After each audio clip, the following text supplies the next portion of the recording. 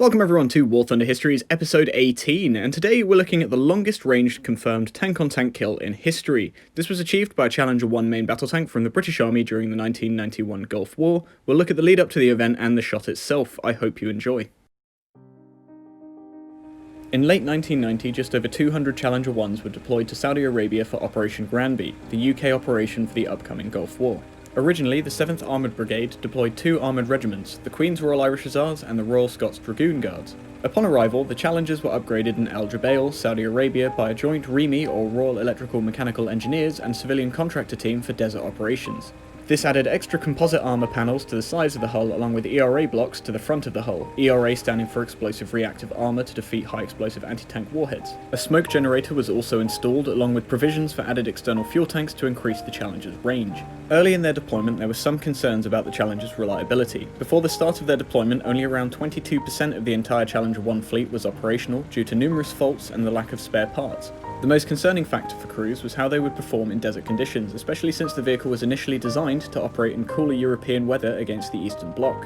The Challenger did however show some significant strengths. With a well-sloped turret face reinforced with Chopin composite armour made it much more difficult for Soviet-era tank ammunition to penetrate, especially since Soviet rounds were optimised to penetrate flatter armour seen on the US M1 Abrams.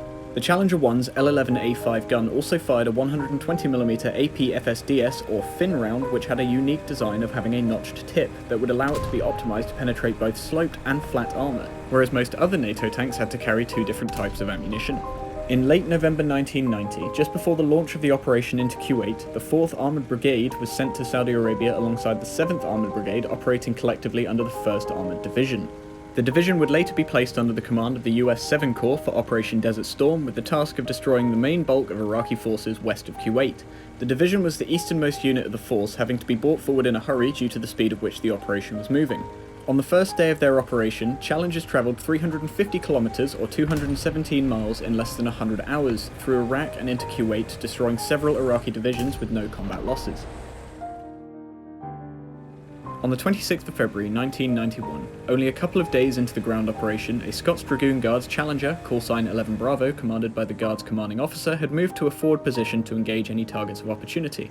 Scanning the horizon, the gunner spotted what he believed to be an Iraqi T-62, a Soviet-era main battle tank. Using his laser rangefinder, he was surprised to see the range come back at just over 5,100 metres, or 3.1 miles. The crew briefly discussed whether or not the shot was possible, and the commander, who expected a miss, okayed the shot. The gunner again ranged the target and fired. After a couple of seconds, the crew was surprised to see a hit. Reportedly, the round impacted the vehicle just below the turret, making the shot the world record for the longest range tank-on-tank kill in history. There has however been some controversy with the claim. Some sources have claimed the shot was not 5,100 metres but was actually closer to 4,700 metres, along with the gunner also having stated that he was not sure if the vehicle was manned or not. Overall, the Challengers racked up over 300 destroyed Iraqi tanks during Operation Desert Storm. The Challenger performed admirably throughout the conflict with zero combat losses to enemy fire. As always guys, thank you so much for watching. I also made a video more in depth on the Challenger 1 which I will link below. Special thanks to Sparky Cinematic and Deranged Wolf 313 for helping me gather this footage together.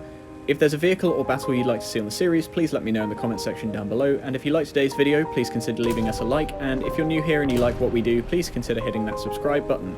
Thanks again, and I'll see you in the next one.